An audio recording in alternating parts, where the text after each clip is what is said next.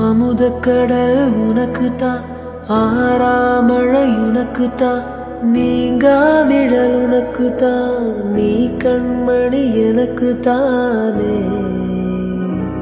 Hello guys, welcome back to my YouTube channel.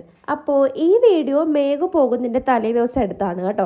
അപ്പം ഞങ്ങൾ അവൾക്ക് കുറച്ച് സാധനങ്ങളൊക്കെ മേടിക്കാനായിട്ട് പോവുകയാണ്. കൂടെ ഉണ്ണിക്കുട്ടനും കുറച്ച് തിങ്സ് വാങ്ങിക്കാനായിട്ട് പോകുന്ന ഒരു വീഡിയോ ആണ് കേട്ടോ ഇത്.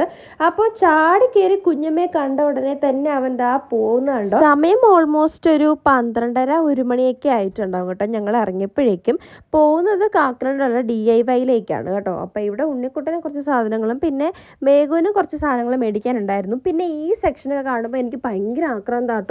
എന്തെങ്കിലുമൊക്കെ എടുക്കണമെന്ന് ഈ പേന സ്റ്റേഷനറി ഐറ്റംസ് ഒക്കെ പണ്ട് തൊട്ടേ അങ്ങനെയാണ്.